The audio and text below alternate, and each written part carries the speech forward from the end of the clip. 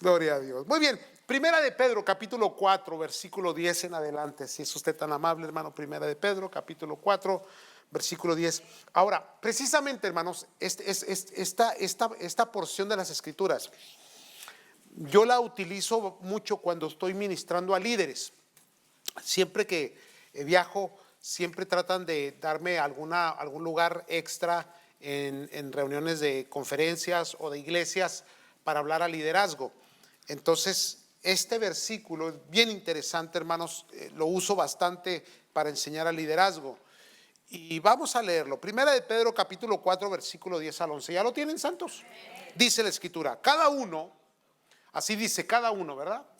Cada uno, según el don que ha recibido, ministrelo a los otros como buenos administradores de la multiforme gracia de Dios. Si alguno hable conforme a la palabra de Dios. Si alguno ministre conforme al poder que Dios da, para que en todo sea Dios glorificado por Jesucristo, a quien pertenece la gloria y el imperio por los siglos de los siglos. Amén. Ahora, el versículo 11 tal vez lo dejamos para después, pero vamos a ver si podemos entrar en él. Pero nos concentramos en el 10. Lo leemos una vez más, hermanos, por favor. Dice, cada uno, según el don que ha recibido, ministrelo a los otros como buenos administradores de la multiforme gracia de Dios. Quiero recordarle, antes de entrar directamente en el texto, que Dios nos llamó a servir. Cristo Jesús fue el mayor y más grande ejemplo que tenemos, no solamente en cuanto a santidad, no solamente en cuanto a carácter, no solamente en cuanto a sacrificio, pero es el principal ejemplo de cómo se sirve a las personas. El Señor Jesús tomó a sus discípulos, los sentó y lavó los pies de ellos. El Señor Jesús, cuando escuchó las murmuraciones de sus discípulos y discutían entre ellos diciendo, el Señor Jesús ya ha anunciado que ya no va a estar entre nosotros, y se estaban peleando por quién se iba a quedar con el hueso, discúlpeme la expresión, o sea, con el liderazgo. Cuando Él se vaya, ¿quién va a ser el que va a mandar? ¿Verdad? Y el Señor Jesús, al escuchar esas murmuraciones, se detuvo, los confrontó y les dijo, si alguien quiere ser mayor o grande, tiene que ser como un niño. Si alguien quiere ser grande, primeramente tiene que ser servidor. Ufale, ya. Y esto les causó mucho porque como buenos seres humanos que somos muy egocéntricos y nos gusta el reconocimiento, nos gusta el poder y la autoridad sobre las demás personas. Y hay gente que cuando toma esa autoridad, ese lugar, le cambia, hermanos, el carácter, la actitud. Es bien tremendo, hermanos, cuando aprendemos a ser líderes, a ser personas que estamos trabajando en alguna área y a mantener tanto la sencillez como la humildad, hermanos. Bien necesario, muy necesario. Ahora bien, después de haber dicho esto, ahora sí entramos en el texto. Dice, cada uno, según el don que ha recibido.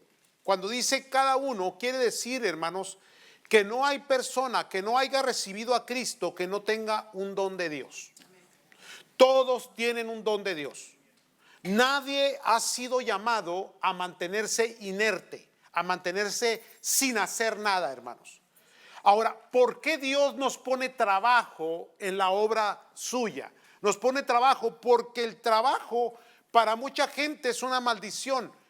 Para nosotros los creyentes el trabajo es bendición. El trabajo es ocupación. El trabajo es no estar de ocioso. El trabajo es estar con algo, hermanos, que tienes en tu corazón, de ser partícipe de algo, de ser útil, de ser, hermanos, algo que construye, que levanta. Algo, hermanos, que Dios ha puesto en ti, que tiene que ser expresado, dado, compartido. Entonces Dios te llama a servir. No importa en qué posición, en qué área, siempre tienes que ser un servidor. Cristo Jesús dijo, el Hijo del Hombre no vino para ser servido, sino para servir. Entonces, si Dios te va a poner a servir, te tiene que dar un don. Ahora, ¿qué es don, hermano? El don es la capacidad para servir. ¿Es una capacidad o es una habilidad? Nadie puede decir que es una persona inútil o que no tiene ninguna forma de hacer algo, hermano. No. En Cristo Jesús todos traemos un don, traemos una capacidad o traemos una habilidad. Y cuando Dios, hermano, te llama a ser parte del cuerpo de Cristo, entonces tú tienes una función adentro del cuerpo de Cristo. Ahora, si tú dejas de funcionar dentro del cuerpo de Cristo, el cuerpo de Cristo comienza a batallar, a luchar, porque si te tocó ser mano y no haces tu trabajo, el cuerpo está manco. ¿Sí me están comprendiendo? Si te tocó ser pie y no estás haciendo tu trabajo, estamos arrastrando el pie en vez de caminar. ¿Aló? Ahora, ¿me están comprendiendo por qué es tan importante? Ahora, imagínense por qué a veces la iglesia es tan deficiente, por qué la iglesia entra en tantas dificultades y problemas. Hermanos, la iglesia entra en conflicto porque tiene un montón de gente ociosa dentro de su congregación. Gracias a Dios que aquí no es así. Digan amén. Aquí todos a trabajar, vámonos. El primero que empieza a dar guerra, ¿qué lo ponemos? A hacer algo. Porque eso es lo que la gente necesita, ocuparse. Pablo le dijo a Timoteo, ocúpate de estas cosas, ocúpate, haz algo. Sí, porque cuando no hacemos nada, el ocio se apodera de nosotros y entonces nos volvemos gente dificultosa. Mire, se lo voy a poner de otra manera muy sencilla. A nuestros jóvenes hay que mantenerlos ocupados. Al joven tiene que mantenerse, el adolescente tiene que estar ocupado. Necesita disciplina y necesita tareas. Necesita tener un trabajo, una ocupación. Tiene que estar en la escuela, tiene que cumplir sus obligaciones de la escuela, sus tareas. Luego tiene que participar en la casa, en todo lo que es la limpieza, el cuidado, ¿verdad que sí? Y no le puedes dar todo lo que pide. Tiene que ganárselo, tiene que trabajar por ello, tiene que ocuparse. Ahora, ¿qué pasa cuando no hacemos esto con nuestros hijos? Forjamos en ellos un carácter débil y una forma y un estilo de vida, hermanos, que después se convierten en personas problemáticas para la sociedad. Esa es la simple y sencilla respuesta a la problema que tenemos con las nuevas generaciones, hermano.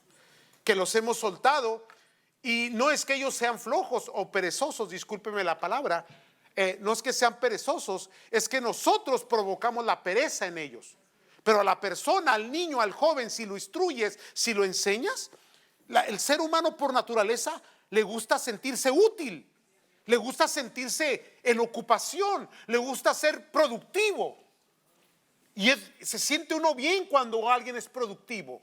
Se siente uno bien después de una jornada de trabajo de 8, 10, 12 horas, con un cansancio físico, pero con satisfacción. Se siente muy bien cuando recibe la compensación de tu trabajo. Se siente uno bien cuando disfrutas el fruto de tu trabajo. Cuando ya acumulaste y estás viviendo una vida holgada porque trabajaste por ello.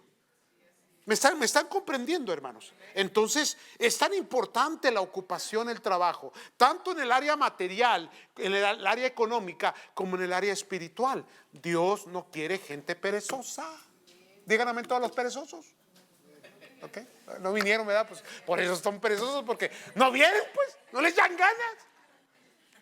Entonces, cuando recibes a Cristo, estás en la obligación, hermanos, no delante de las personas, pero una obligación delante de Dios, una responsabilidad delante de Dios a ejercer lo que Dios te dio. Ahora, el problema que tenemos con los dones es que a veces es un poco difícil identificar cuál es mi llamado.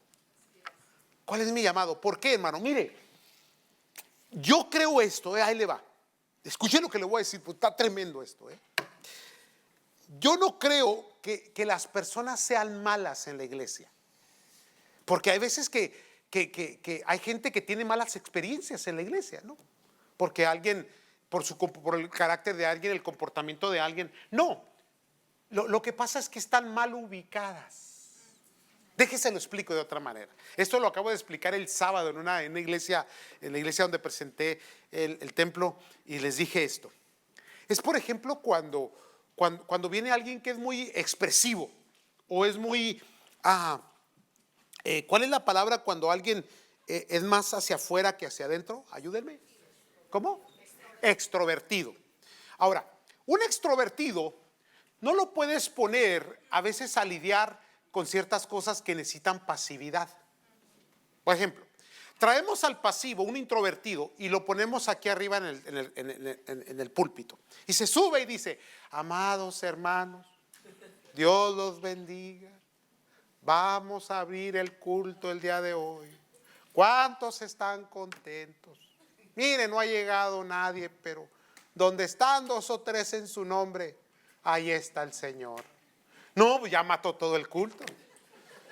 ¿Sí me están comprendiendo? Ya nos durmió, ya nos cansó a todos. Todavía no empezamos y ya estamos cansados, nomás de verlo. Ahora, pones a un extrovertido y le dices: hermanos, aleluya, vamos a empezar. Despierta a todo el mundo. O sea, mal ubicados. En cambio, si a ese introvertido lo ponemos allá afuera, entre los sugieres, ¿verdad? Y llega alguien molesto porque alguien se estacionó donde él siempre se estaciona. Y comienza a gritar y a decir: óigame, ¿de quién es? Hermano, por favor, tenga paciencia. ¿Ve? O sea, no hay nadie, hermano, que esté sobra o que sea problema. No, lo que pasa es que hemos ubicado incorrectamente a los dones, a los elementos. Entonces, usted no se frustre cuando usted empiece a trabajar y no se entendió, no se conectó, no pudo tener una forma. Es que recuerden lo que les he enseñado, hermano. Es que las relaciones son difíciles. Son difíciles. Somos humanos, gente imperfecta sirviendo a un Dios perfecto. Y las imperfecciones nuestras se ven, se expresan. Y hay gente que cree que esa persona es un demonio. No es un demonio. Es explosivo, pues es extrovertido, y hay que tenerle paciencia y ubicarlo en el lugar correcto. Eso es todo. Porque todos tienen un don para servir. Encuentre el suyo y trabaje. Y no se frustre cuando algo salga mal. Venga conmigo, converse conmigo. Yo lo vuelvo a ubicar. No se preocupe, vamos por acá. No funcionó, ahora démosle por acá. Sí. Hasta que encuentre el lugar donde Dios le ha llamado, y cuando lo encuentre, usted se va a sentir satisfecho y bendecido por Dios, porque cuando Dios te llama con propósito. El propósito a servir, y Dios bendice a los servidores. Y ahí viene, hermano, esta parte es bien tremenda, porque en esta parte no hay una compensación económica. Habla la palabra de Dios del pastor asalariado, pero hay otros pastores los cuales no son asalariados, los cuales pueden dar hasta su misma vida por las ovejas.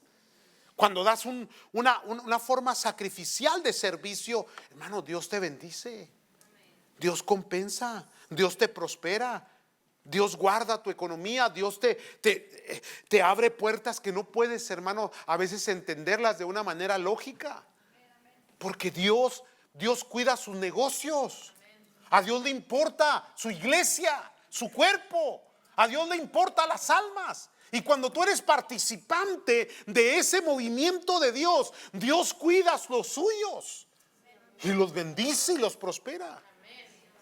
Nunca pidas un reconocimiento, nunca pidas una compensación, nunca pidas, porque el día que lo pidas se te puede dar, pero no esperes que venga la bendición de Dios. ¿Por qué?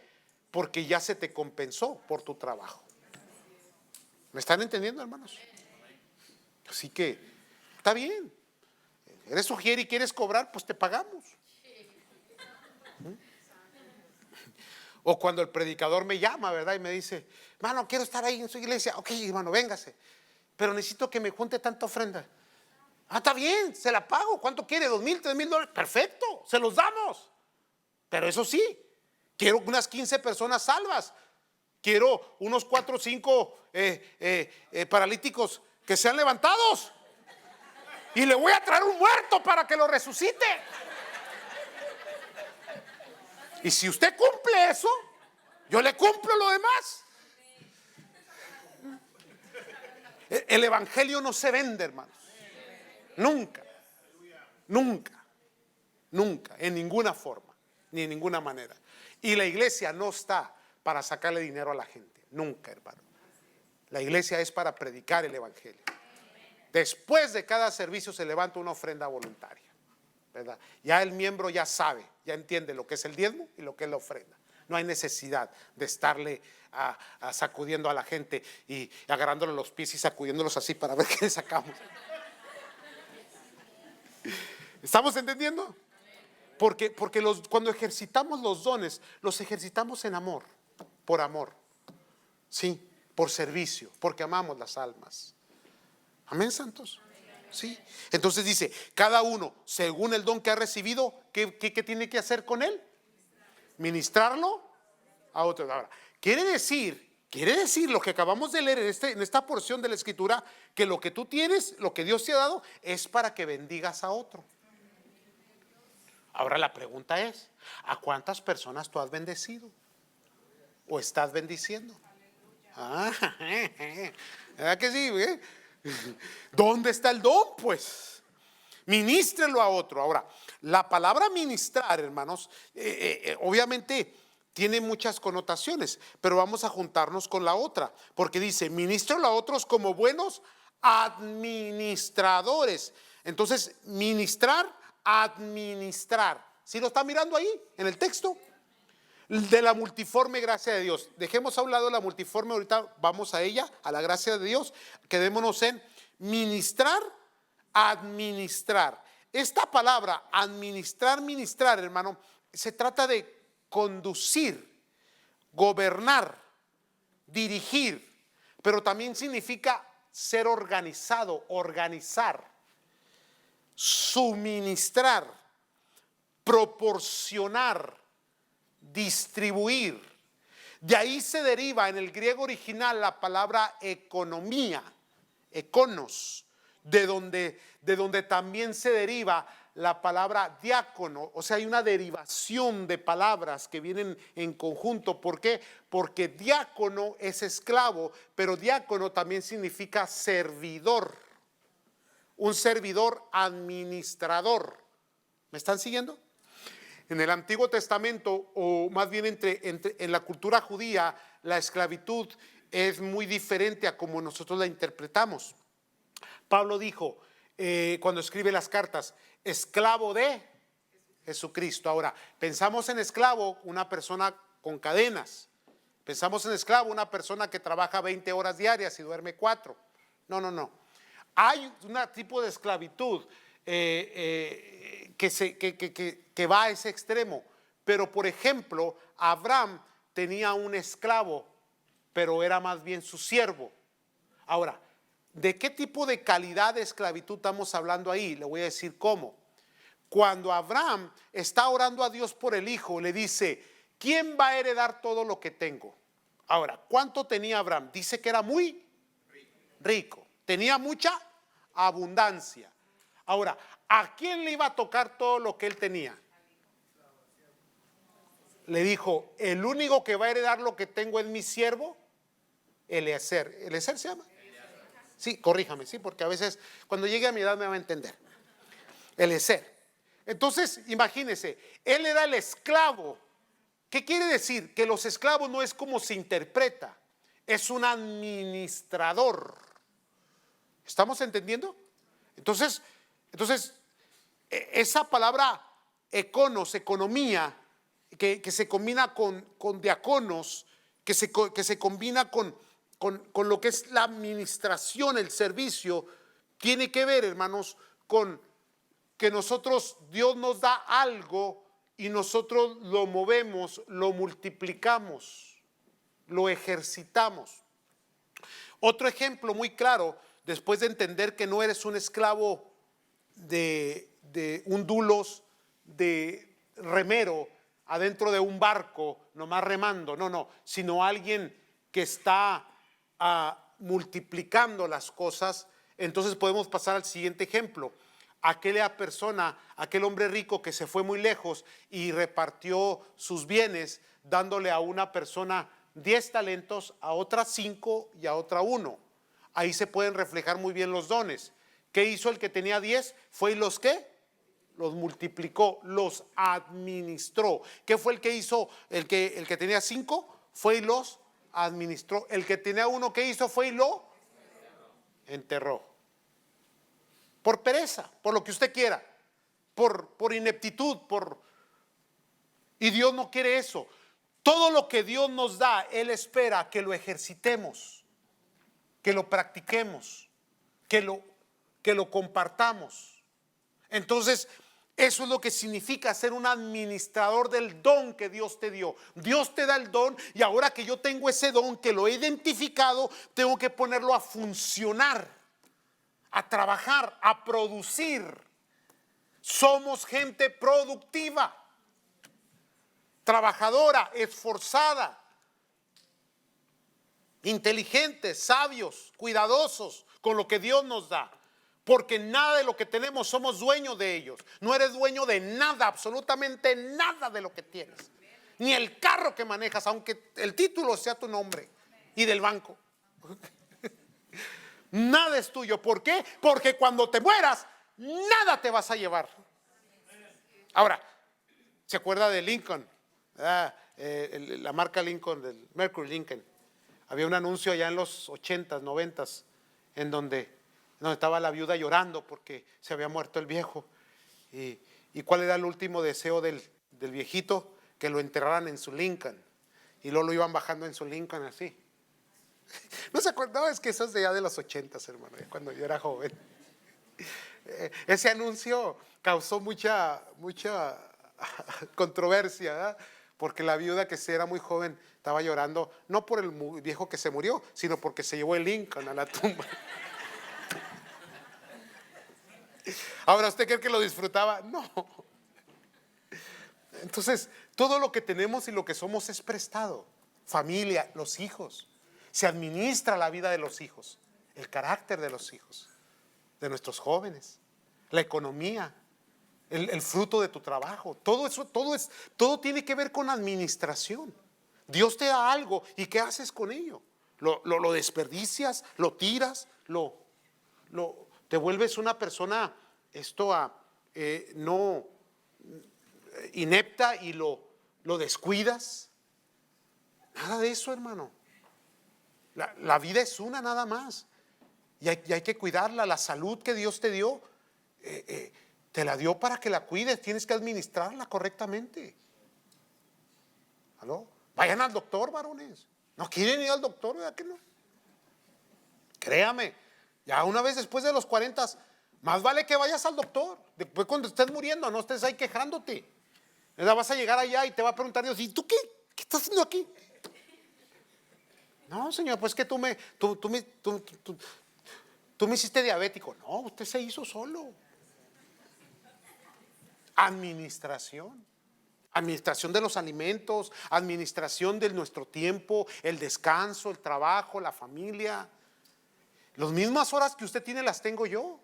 Son 24 en el día. ¿Aló? Hay que saber administrarlas. Hermano, pero es que son 3 horas de novelas. Ya córtele a 2. Pero es que no me puedo perder La Rosa de Guadalupe y luego ya va a empezar la otra. ¿Cómo se llama la que va a empezar ahora? ¿O ya se acabó? ¿Pero cuál sigue? ¿Cómo se llama? Teresa Mendoza. Ahí está. Imagínense, hermano. Imagínense. Después de La Rosa de Guadalupe hay que mirar a la Teresa Mendoza. Imagínense. Ahora, salió un estudio que si los mismos en 3 a 4 años, el mismo tiempo que empleaste mirando televisión, lo emplearas en estudios, sacabas 2 doctorados. ¡Doctorados! Mala administración. Todo lo que Dios nos da es administración. Por lo tanto, cuando Dios te llama a la obra del ministerio, cuando Dios te llama a ser creyente, a ser cristiano, vas a tener que trabajar. Ahora, pues mejor quédate sin Cristo, ¿verdad? Porque la Biblia dice: no se puede servir a 2 señores. ¿Estamos entendiendo, hermanos? Entonces, déjeme ya, se me acabó el tiempo ya. Entonces dice la Escritura, como buenos administradores, y aquí viene esta palabra bien preciosa, multiforme gracia de Dios. ¿Qué es la gracia? La gracia es cuando se te da algo que no merecemos. Aquí viene. Muchos piensan que no han recibido nada de Dios. Discúlpeme, usted tiene algo de Dios. Número uno, la salvación. Y en el paquete de salvación viene acompañada muchas bendiciones. Paz, gozo, bendiciones de muchos tipos. Pero ahí vienen también en ese paquete dones espirituales.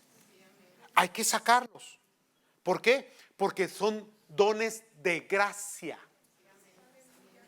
Dones inmerecidos. Dones que son, hermano, capacidades para poder traer un bien. Y qué hermoso cuando alguien se convierte en un instrumento de bien. Y no te preocupes, puedes estar con los niños pequeñitos y en vez de recibir un reconocimiento, puros regaños. Pero lo que has hecho ante los ojos de Dios no se escapa. ¿Me estás entendiendo? Puedes estar en una reunión en el hogar, en una casa, hablándole a alguien, compartiendo, ayudando a alguien, hermano, bendiciendo a alguien. Y eso es hermoso, hermanos. Dios lo ve, Dios lo compensa, Dios se honra, Dios se glorifica. A eso Dios nos llamó, a ser servidores, a amar a la gente, a servirles, a ser pacientes con ellos. Hay gente que nos saca de onda, digan amén. Pero usted es amoroso y paciente, ¿verdad que sí? Y le sirve. Y aun cuando a la gente le trate mal, usted le sirve. Porque si alguien le maldice, usted le bendice. Si alguien le trata mal, usted le trata bien. Wow. No, cuando yo sea grande yo quiero ser como usted, hermano. ¿Sí? ¿Me están comprendiendo, amados? Esa es la multiforme gracia. La gracia, dar de gracia lo que recibiste de gracia. Entonces, algo que está en ti y ahora tú lo compartes. Dios te lo dio y Dios no te lo cobró. Dios no te obligó. Es algo que tú reaccionas en amor. Así tú también lo haces. Y las personas servidoras caben en cualquier parte, santos. Ahora, las personas, ¿cuántos de ustedes son carga? Levanten la mano para identificarlos, para no hacerles caso ya.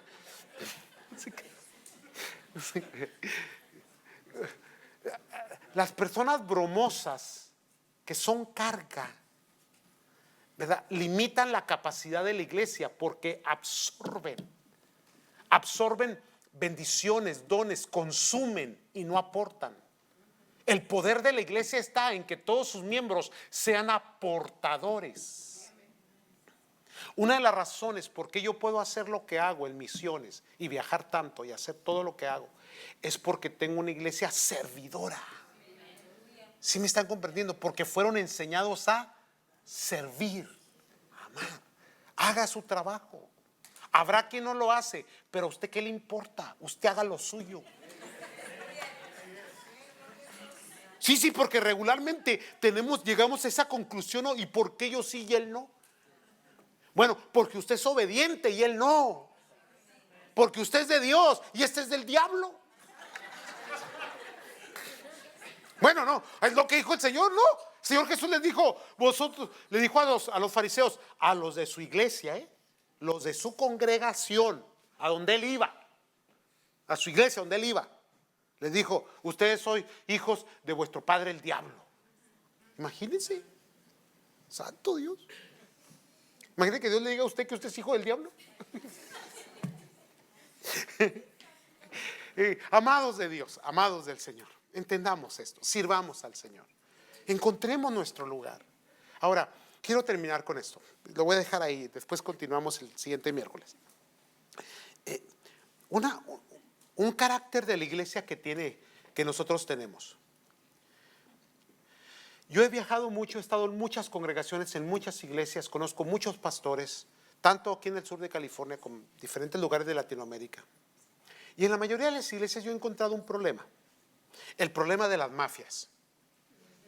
O sea, las mafias están en todos lugares, están en la política, están en las instituciones, están en las empresas, pero también están en las iglesias. Ahora, ¿qué es una mafia? Una mafia es cuando hay un padrino. ¿Sabe lo que es un padrino, no? Sí, ese que decía, I give you an offer you can refuse. ¿Se recuerda? Así muy siciliano, sí. Sí. Gente que hay que besarle el anillo. Gente que decide quién puede y quién no puede. Y eso sucede, hermanos, cuando un montón de caciques se apoderan de un lugar.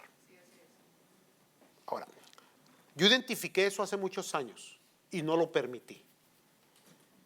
No, nunca la iglesia puede ser gobernada por un grupo de personas, menos si son personas caciques.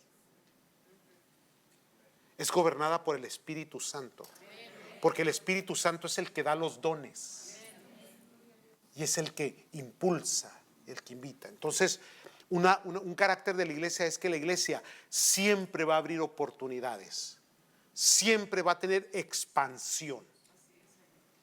Y nunca vamos a permitir que una persona o una familia o un apellido o un grupo de personas dicte o predicte o diga lo que se puede o lo que no se puede hacer. Le voy a dar un ejemplo. Años atrás,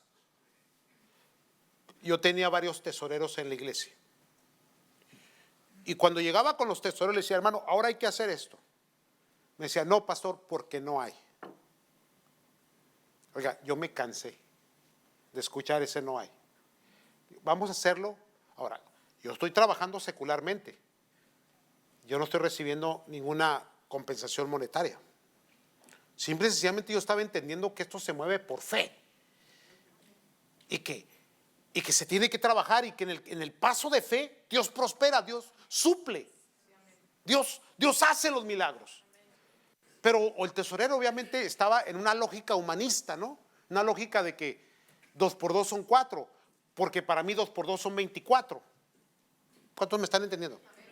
O sea, las matemáticas no dan, pero yo no uso matemáticas de ¿cómo se llama el griego que esto, no, esa se me fue, se me va la onda ya.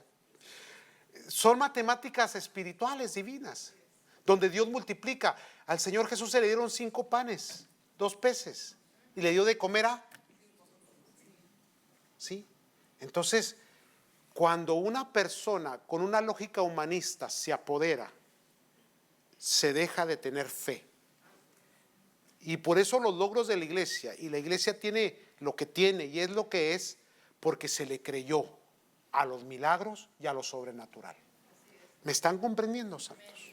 Entonces, de ahí por qué la iglesia tiene que ser gobernada por el Espíritu Santo, hermanos, no por las personas, santos.